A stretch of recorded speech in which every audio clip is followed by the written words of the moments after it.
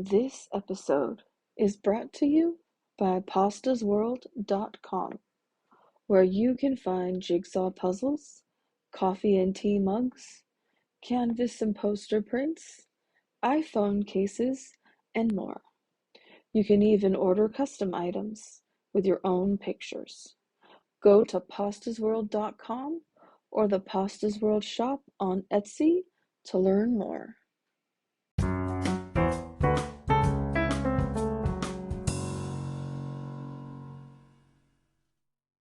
You're listening to I Love This TV Show, The Golden Girls. Hi, and welcome to the I Love This TV Show podcast. I'm your host, Noelle from pastasworld.com. Each season of this podcast will contain a TV show in full. This means the length of the season depends on the length of the TV show. The first season is, of course, The Golden Girls. The Golden Girls, Season 1, Episode 19, Second Motherhood. The girls have a plumber over to give them a quote on a bathroom repair. Dorothy is outraged that this plumber wants to charge $3,000. She loses her temper and kicks him out and slams the door in his face because he's still talking and didn't leave. Rose looks at the quote and says that he increased the number of parts, so the quote's totally off. Dorothy asks Rose how hard it would be to fix the bathroom themselves. Sophia tells her it's a bad idea. Dorothy asks Rose again. She tells them it'll take some time, but they can do it. And Sophia is not happy. Sophia: great, my unmarried daughter wants to spend her weekend with a toilet. Now I can die in peace. Blanche comes in and asks to borrow a piece of jewelry for her date with Richard from Dorothy. She comments that she's never sure where they're going to end up. Blanche: it's just so hard to dress for these dates with Richard. I never know where we're going to end up. Dorothy: oh, come on, Blanche. Even the paper boy knows where you'll end up. Blanche tells Dorothy that she has to be prepared for anything, as they've gone horseback riding even. Rose is concerned as she thinks rich people only care about money and not people. Blanche tells her that Richard's not like that at all. She worries that he will think that his money is the only reason she's attracted to him. Blanche tells them she thinks she's falling in love. Blanche and Richard are up in his private jet, and Blanche tries to figure out how to work the remote, but it doesn't work well and everything goes wrong. Richard comes back out and joins her, and they have a chat. He tells her that the rest of the women he's gone out with are always impressed by his money, but she's not. He tells her how he got his start.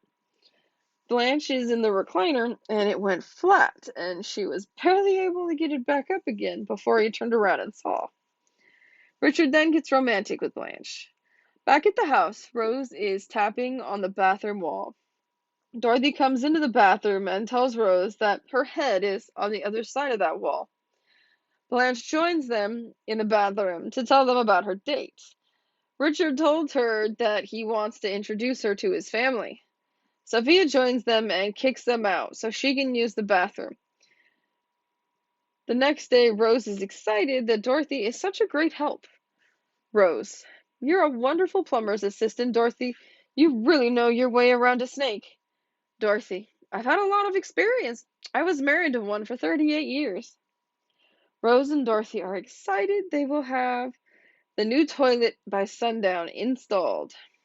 She thinks it's sad that she's excited that a brand new toilet is being delivered shortly. Poor Dorothy. The doorbell rings and it's their new toilet. The plumber asks where they would like him to install it.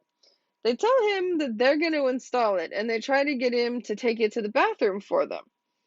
He goes on a little speech that is quite sexist about how women are incapable of doing plumbing and only a man can install it. He leaves it in the living room and exits. Sophia runs to chase him down. Rose and Dorothy try to lift the toilet, but they can't. They have a heated debate over how to get it into the bathroom. Meanwhile, Rose sits on the toilet to think, but this happens right as Blanche opens the door, and she sees Rose sitting on the toilet, and so she quickly closes the door and pulls Richard back outside. She comes in and shows the girls her engagement ring. She tells them that she can't marry him, though. Dorothy, confused, asks her why. Turns out the family that Richard wanted her to meet were his two kids, and they're age 7 and 9. It wasn't a little old mother or grandmother or aunt. Blanche does not want to be a mother again. Blanche. Before I knew it, I said yes, only now I have to tell him no. But how can I say no to the man I love? I can't even say no to the men I like. Blanche is confused and uncertain of what to do. The three go to the kitchen. Blanche thinks she knows what they will both say and gets it wrong. Rose would marry him, as she would love to be a mom again. Dorothy would not marry him because she does not want to be a mom again. Blanche is shocked. She doesn't like herself for feeling this way, but she's already raised her family. It becomes a debate between Rose and Dorothy about the good and the bad aspects of being a mother. Rose suggests that Blanche spend some time with the kids and see how it goes. Sophia comes in and apologizes to Dorothy. She's thrilled about the toilet in front of the TV in the living room. It's an old lady's dream. Back in the bathroom, Rose is reading instructions to Dorothy. Dorothy's getting a little frustrated because it's been a week and they're still not done. Rose turns on the sink, but instead the shower comes on.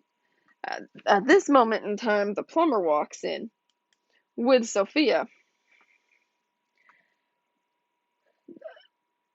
because Sophia called him. Dorothy does not take kindly to how he talks to them, and she kicks him out for the second time. And she slams the door in his face for the second time, too, because he's still talking and she's not happy. Blanche then arrives home. She wound up going to Bermuda with just the kids because Richard got called away. Blanche is still not sure she's going to marry Richard, but she did point out that the kids were lovely and she got along with them just fine. She also makes a point that she barely gets to see Richard, and his son told Blanche that this happens all the time. So she has to wonder if he wants her for a wife or to have a mother for his kids. She's now on the jet with Richard and he gets a call. He ends the call and makes a toast to Blanche. She starts a serious conversation with him. She points out to him that his kids need him more than anything. She ends in with him. She tells him to call his kids and tell them that they're spending the night with their dad. She tries to leave, but she forgets she's on a jet. Back at the house in the bathroom, the two have now finished the toilet install and put the bathroom back together. Blanche joins them and congratulates them on a job well done. Sophia comes in, Dorothy demonstrates that it works, and they all celebrate except for Sophia. Favorite quotes? Sophia. Great. My unmarried daughter wants to spend her weekend with a toilet. Dorothy. Come on, Blanche. Even the paper boy knows where you'll end up. Dorothy. Great, Rose. Call the tidy bowl man. He'll jump in his boat and spread the news. Rose. You sure know your way around a snake. Dorothy. I've had a lot of experience. After all, I was married to one for 38 years. Blanche. How can I say no to the man I love? I can't even say no to the men I like. Sophia. You're making a big mistake. The man might be a moron, but he knows how to fix a toilet. Sophia. Knock it off. It's water, not oil.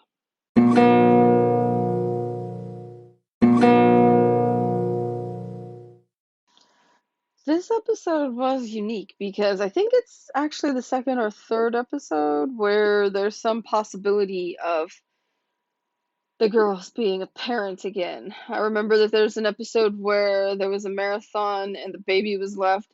And then there's also from season 5, Mary Had a Little Lamb, where they take on Mary who's pregnant. So yeah, this is the first time we actually touch upon this type of topic though in the whole series. Becoming a mother to someone else's kids, a second motherhood. It's gotta be pretty scary. I mean, these kids are total strangers to you. Someone else is their mother. They're gonna be second guessing pretty much everything you do, unless like that mother, sadly, something's happened and she's like not physically around or not mentally around or no longer living. And 7 and 9, let's see, that's second grade and fourth grade, I believe. I should know this. I was a teacher for 4 years, but I think that's about right. It's like third graders are my favorite, so they kind of are just in the middle there. And it is really awesome that she hits it up with the kids, but her fear that Richard only asked her to marry her so that he'd have a mother for his kids is pretty valid. You know, we don't learn in this episode who is actually taking care of the kids, who's watching the kids. He's gone so much. I mean, I'm guessing there's a nanny in the picture somewhere, but ultimately, I mean, at 7 and 9, they can't exactly just be left home by themselves. We also don't hear anything about what happened to the mother, so it is kind of up in the air and we don't know. I mean, I don't think that based on how Blanche has described Richard, that he would be so cruel as to completely cut the mother out of the kid's life. So it tells me that maybe she passed away or something tragic happened. You know, the fact too that the kids are like, oh, don't worry, Blanche, this happens all the time.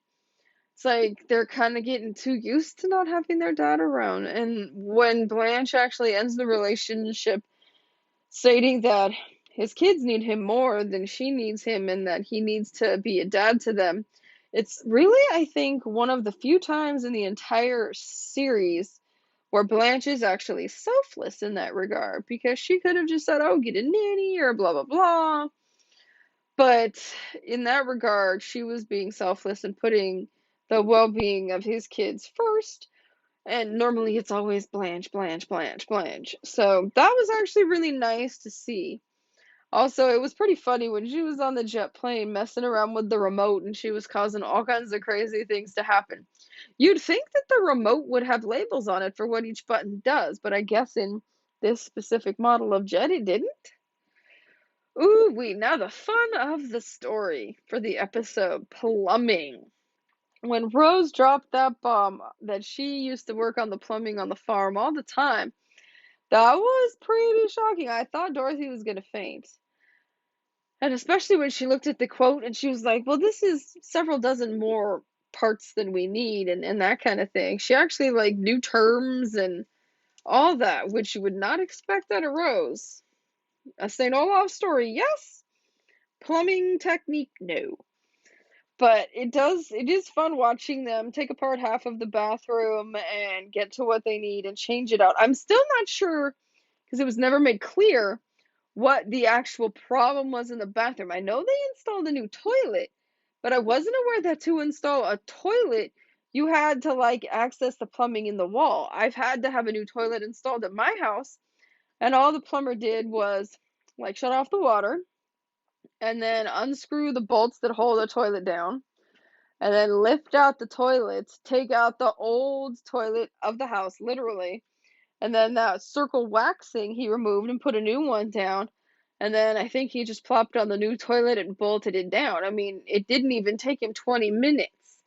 So I'm not sure if they were altering other aspects of the plumbing. It looked like they were kind of messing with the shower at some point, and they controlled the shower from the sink, which seems weird. I'm not sure why you would choose to have that go from there or how that even works, because there was a bit of a distance.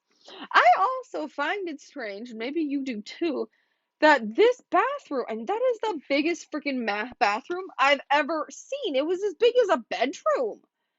I mean, goodness gracious. I'm dying to see what a proper layout blueprint of this house actually looked like because some of the rooms are seriously not to scale.